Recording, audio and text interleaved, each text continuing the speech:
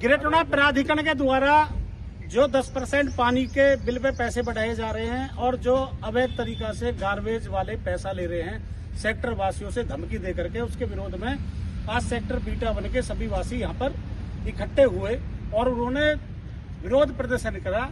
क्या कहते हैं बाबूजी? देवी शरण जी हैं, तो क्या कहना चाहेंगे बाबूजी आप? ग्रेटर नोएडा प्राधिकरण द्वारा आज बहुत समय से ना तो शहर में ठीक साफ सफाई की व्यवस्था है, जगह जगह गंदगी के ढेर लगे हुए हैं, गार्बेज उठाने वाली कंपनी समय से नहीं आती है तथा घरों में से गार्बेज उठाने वाले प्रति मकान 100 रुपये की मांग कर रहे हैं और कह रहे हैं कि ये ग्रेटर नोएडा प्राधिकरण ने उनको कहा है। ये बिल्कुल जनविरोधी है। इसके अलावा जल जो है वो इंसान की एक मूलभूत आवश्यकता है।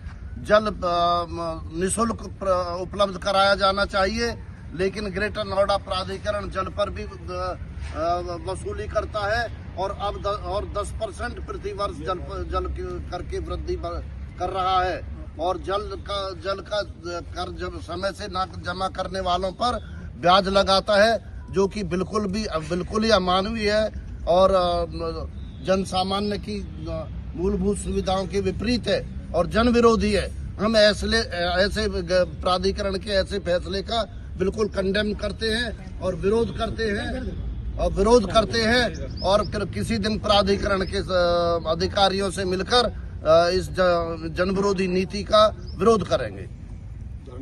बंद कर। भाटी जी, आप क्या कहना चाहेंगे?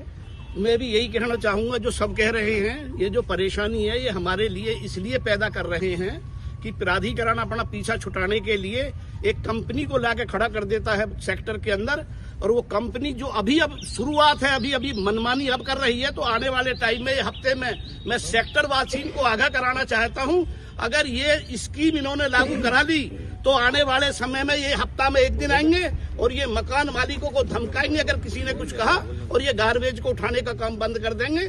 फिर ये कहेंगे पर डे के हिसाब से हमें पैसा चाहिए, तब तुम्हारा गार्बेज उठाया जाएगा। हम आज यहाँ हैं और आज के बाद में हम अथॉरिटी आएंगे, और अथॉरिटी आएंगे 100-200 की नहीं, 1000-500 की संख्या में, और अपनी बात को रखेंगे। अगर नहीं मानी तो हम आंदोलन करेंगे बहुत लंबा। जैसे किसान परेशान है, ऐसे यहाँ का रहने वाला बासिंदा परेशान है। अगर इनकी परेशानी सॉल्व नहीं हुई तो हम अथॉरिटी पे ही आकर के बैठेंगे और कंटिन्यू बैठेंगे दिन रात। ये कहाँ का तरीका है? हर 10% हर साल बढ़ा करके कागजों में बैठ जाते हो और उसके बाद में सुनवाई करने वाला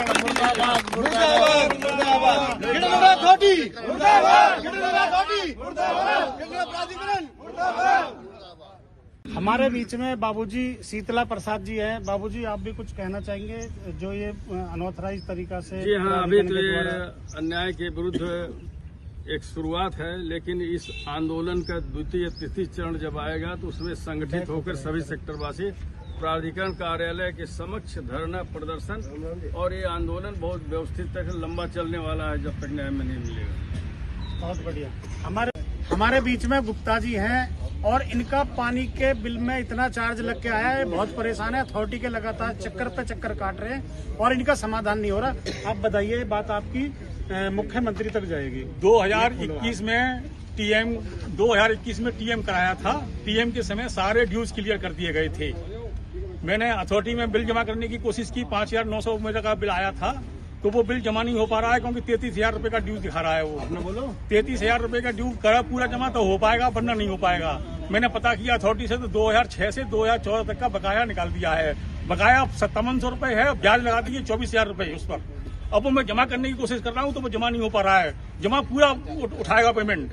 तो अथॉरिटी, एक मेरा निवेदन ये भी है, वार्षिक शुल्क भी जमा किया जा सकता है। पुराने बकाया का विवाद उलझता रहेगा, वो होता रहेगा।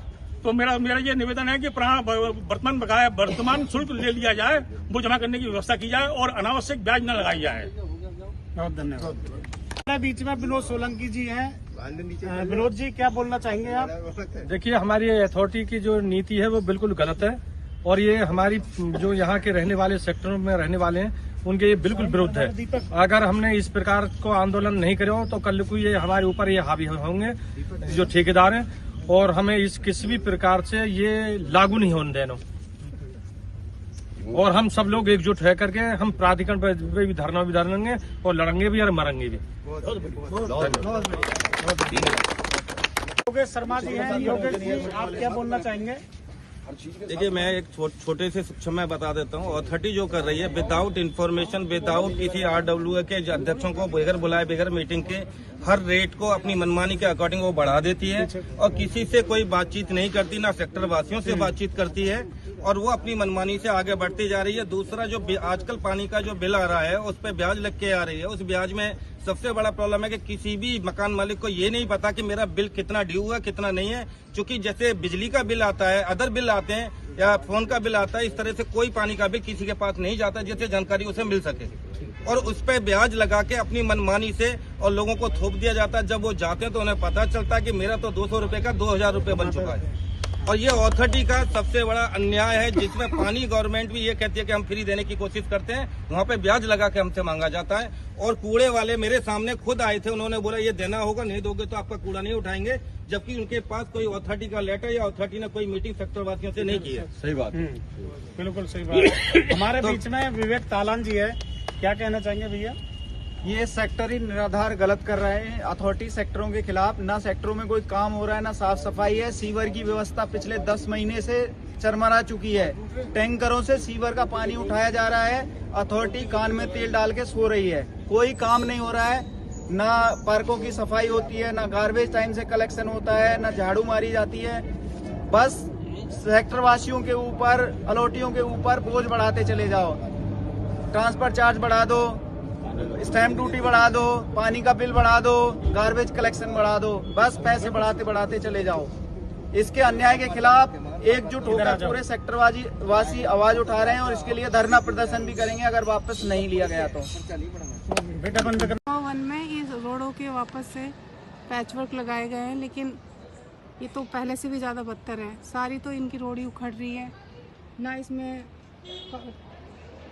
प्रॉपर मटेरियल नहीं है जो होना चाहिए। इससे अच्छा तो ना ही करते। डेली ए ब्लॉक में गाड़ी आ रही है ना बराबर? ठीक है मैम, थैंक यू। रोज आते हैं ना भैया ए ब्लॉक में, गाड़ी बराबर आ रही है।